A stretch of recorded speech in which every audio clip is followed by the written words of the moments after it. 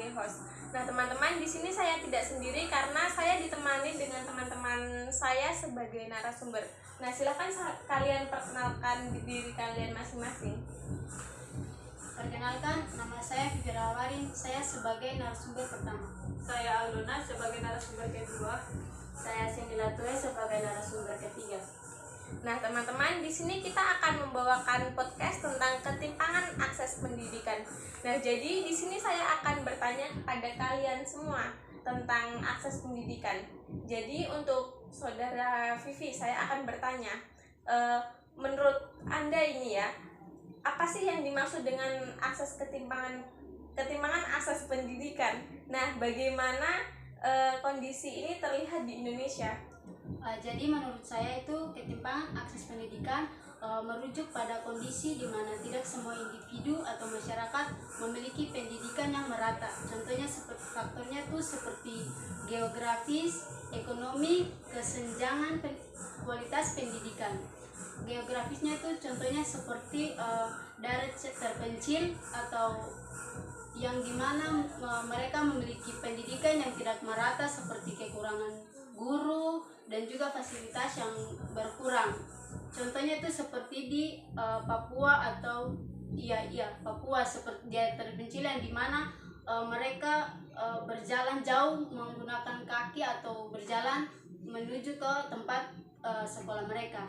Yang kedua yaitu ekonomi, di mana anak-anak dari keluarga kurang mampu tidak memiliki mereka memiliki kesulitan akses pendidikan seperti mungkin membeli buku, pena atau fasilitas lainnya. Yang berikutnya itu seperti kesenjangan kualitas pendidikan, di mana sekolah di kota besar cenderung memiliki fasilitas yang mewah tapi belum tentu untuk di pedesaan yang dimana mereka memiliki kekurangan fasilitas. Mungkin itu dari saya. Terima kasih. Wah,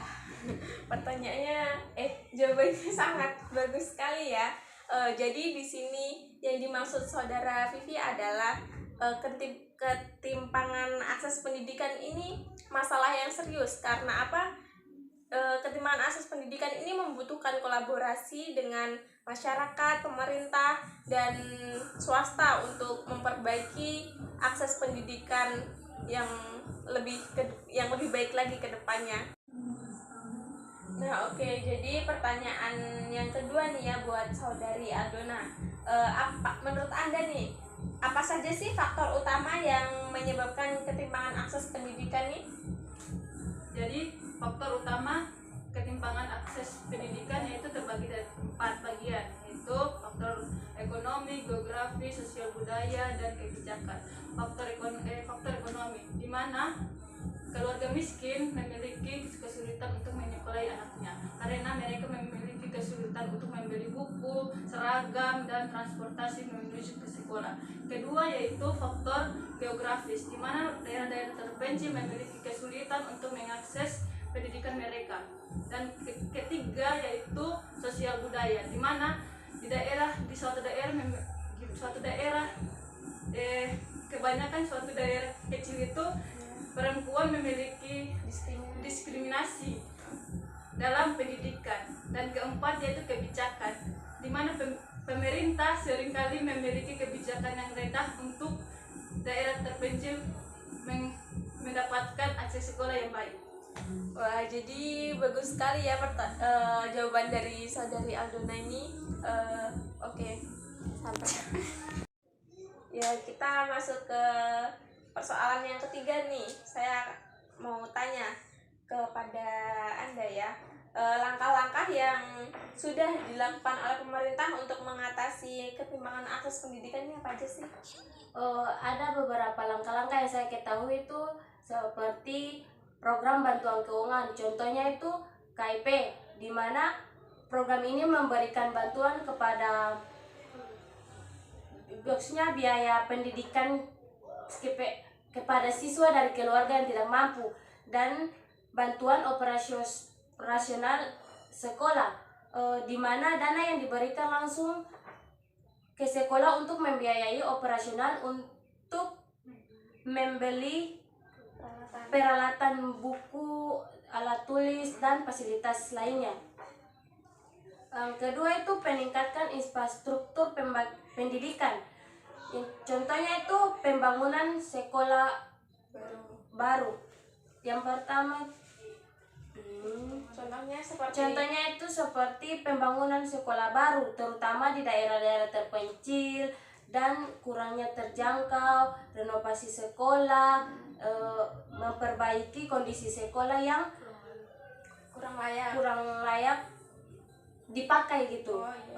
Yang ketiga itu penyediaan fasilitas seperti perpustakaan, laboratorium, dan sarana olahraga.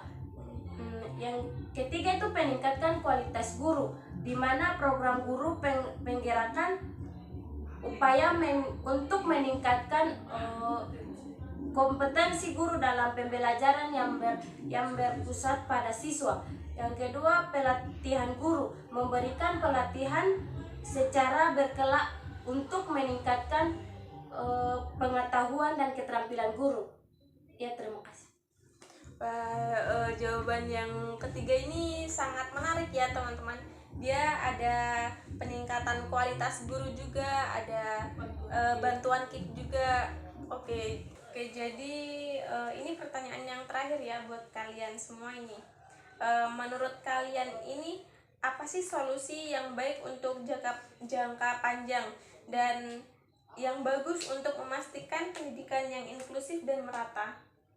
Oke, baik. Di sini saya akan sedikit menjelaskan ada beberapa poin yang ada 4, yaitu yang pertama peningkatan infrastruktur pendidikan, di mana memastikan akses internet dan teknologi di sekolah untuk lebih membaik.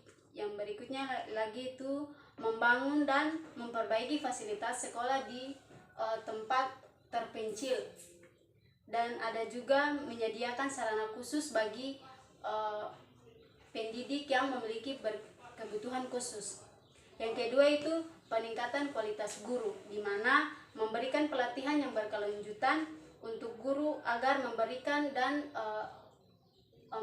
pelajaran yang sesuai kepada siswa-siswa yang memiliki kebutuhan khusus. Yang berikutnya yaitu mengembangkan keterampilan pendidik agar mampu untuk menjelaskan apa yang diberikan oleh guru begitu. Yang berikutnya yang ketiga itu kurikulum yang inklusif, di mana mendesain kurikulum yang mencerminkan keberagaman budaya, bahasa, dan keterampilan. Selanjutnya yaitu memberikan fasilitas atau pendidikan karakter yang mendorong toleransi, inklusif, dan empati.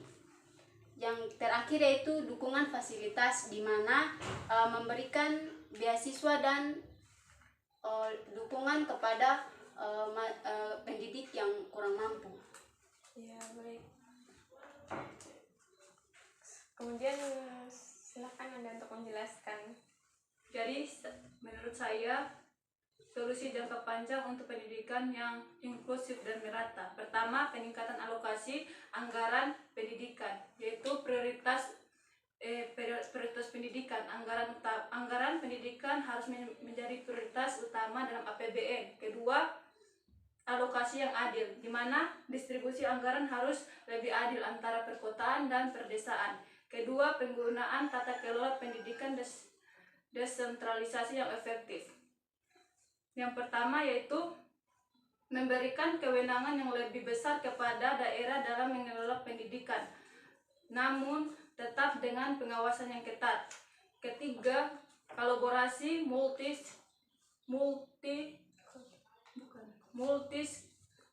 stakeholder,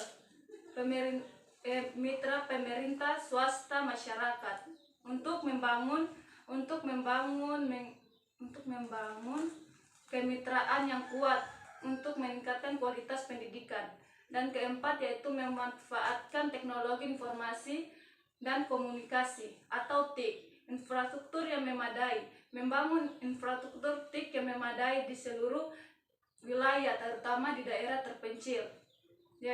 Kedua yaitu membangun konten pembelajaran digital, menyediakan konten pembelajaran digital kepada siswa. Ya, jadi selanjutnya silakan Anda untuk menjelaskan. Ya, di sini saya akan menjelaskan sedikit saja tentang reformasi kebijakan pendidikan. Wajib belajar universal. Terapkan kebijakan wajib belajar 12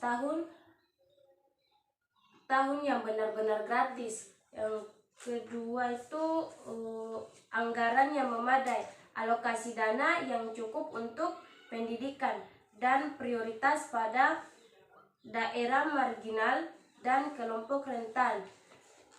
Regulasi inklusif. Pastikan kebijakan melarang diskriminasi berdasarkan gender, disabilitas, etnis, dan status ekonomi. Yang kedua itu pemantauan dan evaluasi berkelanjutan, di mana kumpulkan data tentang akses dan kualitas pendidikan untuk mengidentifikasikan kesenjangan. Lakukan evaluasi secara rutin terhadap efektivitas program pendidikan inklusif. Gunakan temuan tersebut untuk perbaiki kebijakan dan strategi pendidikan. Ya, terima kasih. Ya, baik.